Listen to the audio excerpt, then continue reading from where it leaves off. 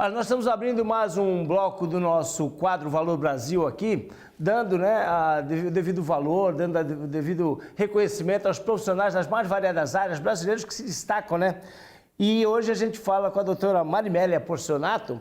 Vou fazer um breve resumo aqui, porque se eu for passar o currículo inteiro dela, a gente perde o tempo inteiro do programa aqui. Ela é formada pela Escola Paulista de Medicina, né, em 1984, fez mestrado em 89 e doutorado também em Biologia Molecular, isso lá em 1996 pela Universidade Federal de São Paulo. Ela também fez mestrado em História da Ciência pela Pontifícia Universidade Católica de São Paulo, pós-doutorado na EPM Unifesp, Escola Paulista de Medicina da Unifesp, e no Dana-Farber Cancer Institute, na Harvard Medical School, e é livre docente em Biologia Molecular pela Unifesp. Atualmente, a doutora Marimélia vem coordenando, comandando uma equipe de estudos, né, de células-tronco para regeneração em casos de AVC, em casos de trauma, e é sobre esse assunto que eu quero conversar com ela. Tudo bem, doutora? Boa tarde. Tudo bem, boa tarde, como você está? Antes de mais nada, muito prazer. Eu estava falando que o seu tempo é escasso para a gente, não é, utilizar ele da melhor forma, porque além de pesquisadora, eu sei que você tem também uma dedicação de tempo para os treinos, que você é triatleta, não é? Eu tento. Como é que faz para conciliar o tempo de pesquisa com o tempo de treinamento? Exato, é difícil, mas a gente tenta. Doutora, a gente sabe que esse é o estudo de células-tronco, é um estudo que já vem acontecendo há algum tempo, há alguns anos.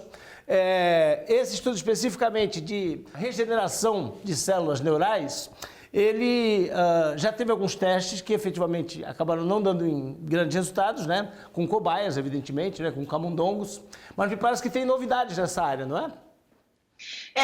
Os experimentos que a gente faz aqui, a gente faz ensaios ou com células em cultura ou com animais, né? Sim. Nós não fazemos, ainda não está numa fase de ser utilizado em humanos. Sim. Mas a gente tem agora uma perspectiva de usar algumas fibras, que esse foi um dos últimos trabalhos que a gente publicou, em que a gente pode cultivar as células, né, nessas fibras e aí transplantar esse arranjo, né, de fibras, que são umas fibras sintéticas, contendo células, e aí transplantar isso num local onde tenha tido ou uma lesão traumática ou AVC. Né? O AVC isquêmico, mas né, doutora? Desculpe? É específico para o AVC isquêmico, né? Aquele que é a obstrução exatamente. Da veia, não é? Exatamente, isso. Não é para o AVC hemorrágico, seria para o AVC isquêmico. O AVC isquêmico, doutora, quando o paciente sofre um AVC isquêmico, né, em que há ali a formação do trombo na veia, ele tem que ser atendido algo em torno de 4 horas a 4 horas e meia para que possa evitar sequelas, perda de movimento, perda de cognição, não é? Esse experimento que vocês vêm tratando, que vocês vêm desenvolvendo, ele me parece vai estender esse tempo aí de possibilidade de regeneração, né?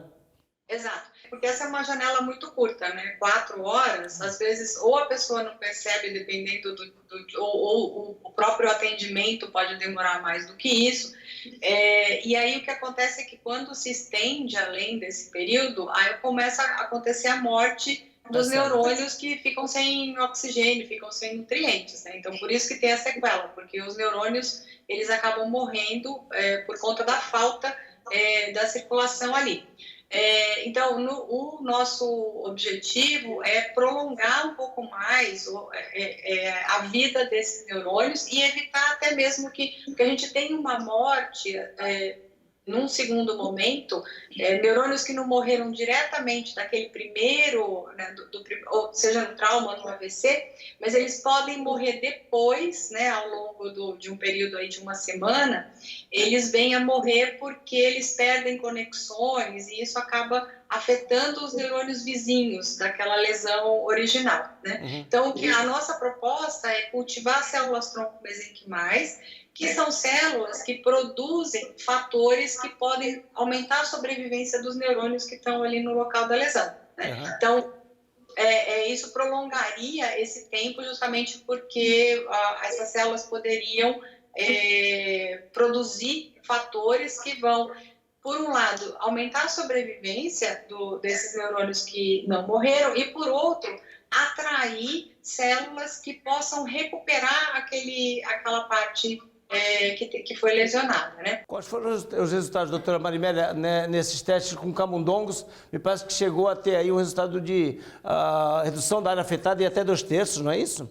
Isso, exato. O que a gente observou nesses grupos que nós fizemos, né, de experimentais, é que teve uma redução do volume da lesão, porque no animal a gente consegue medir, né, o quanto, quando a gente fala do volume da lesão, significa quanto do tecido foi perdido, quanto de célula morreu, né? E aí realmente houve uma diminuição importante do volume dessa lesão. Se você diminui, né, o volume dessa lesão, consequentemente diminuiria a sequela que o paciente apresentaria. Como esse campo da pesquisa, né, na área de células-tronco, ele é impressionante e rico. Na verdade, a novidade de toda essa pesquisa, aquilo que vem animando mais os pesquisadores que são comandados, né, pela equipe da doutora Marimélia, é que há um polímero, né, que foi desenvolvido por 2 pesquisadores, não é? Vocês até fizeram uma comparação com uma máquina de algodão doce, né, que é alguma coisa assim com o mesmo sistema, né? E assim, essa substância, ela é impressa numa impressora 3D, não é? Alguma coisa que a gente fica realmente, né, surpreso de saber que hoje uma impressora 3D pode fabricar tecido, né? Tecido neural. Isso. É mais ou menos isso, doutora Marimélia? É uma impressora 3D específica. Na verdade, são 2 momentos diferentes do trabalho, né? Um é que que a gente comparou com o algodão doce, foi feito com um colaborador nosso, que ele era da Universidade do Vale do Paraíba, aqui em São Paulo, né, da Univap, e atualmente ele é professor titular lá na Universidade Federal do Piauí, é o professor Anderson Lobo. De Oliveira Lobo, né? Isso, ele produziu essas fibras a partir de um polímero que chama ácido polilático, e realmente forma, né, assim, parece mesmo um algodão doce. Quando a gente vê a olho nu, assim, parece um algodãozinho. E uma evolução disso, ou uma sequência desse trabalho, está sendo agora usar o mesmo tipo de célula, a mesma abordagem, só que na impressora 3D, como você comentou.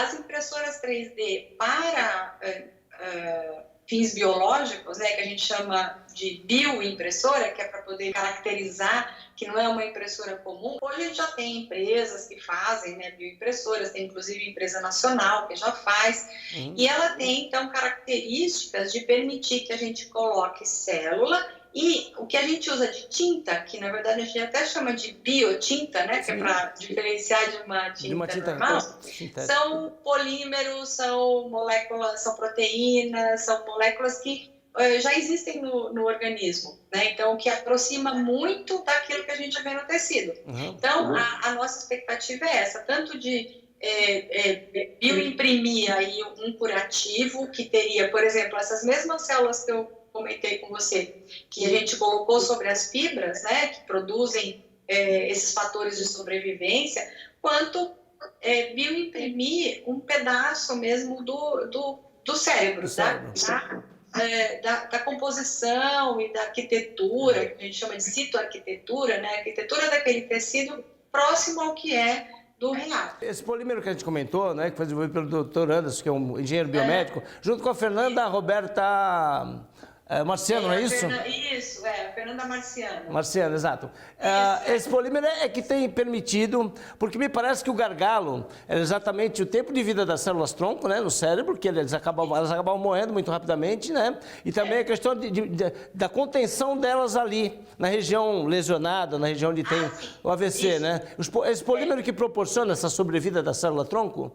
Isso, e faz com que ela fique por algum mecanismo que a gente ainda não entende, isso é uma parte das coisas que a gente estuda, essas células, elas se adaptaram muito bem nesse polímero, porque o que acontece? Isso a gente já tinha feito no nosso laboratório um tempo antes, de só colocar as células, entendeu? Injetar, porque podia falar, olha, coloca só as células, porque vai regenerar ali. Os fatores. Só que o que acontece? Essas células, elas têm uma mobilidade muito grande. Então, quando a gente colocou essas células no local de lesão, elas migram, elas saem dali. Então, depois de 1, 2 dias, você não encontra mais, porque elas foram parar em outros lugares. Uhum. E aí, isso é um problema, porque se Ela eu perde a quero... função ali, né, Exatamente, ela deixa de produzir os fatores que a gente queria naquele local. E aí, doutora, todo mundo que está assistindo o programa agora, seguramente deve estar se perguntando, bom, olha, foram feitos testes que obtiveram resultados muito auspiciosos em camundongos, né? Qual é o próximo passo? Como é o processo de liberação para efetivamente serem realizados testes em seres humanos para ver se tem a mesma eficiência? Ah, sim, aí demora muito, né? Assim, você tem todo um processo de questões éticas, tem nos animais também, a gente não pode fazer todos os experimentos que a gente faz, eles, antes de começar qualquer tipo de trabalho, de protocolo, a gente tem que ter a aprovação de um comitê de ética exclusivo para o uso de animais, né? Chama CEUA, que é o Comitê de Ética no Uso de Animais, que é regulamentado por um órgão federal, que é o CONSEA, que segue a lei Arouca, né? Então, nós temos toda essa regulamentação para animais. Da mesma maneira, existe toda uma regulamentação para fazer os testes com humanos, né? E aí quem faz tudo isso é o CONEP. Então, a pesquisa, primeiro, ela tem que ser analisada, né, pelo Comitê de Ética, pelo CONEP, que vai verificar. Então, a primeira coisa que deve ser feita é uma análise de segurança.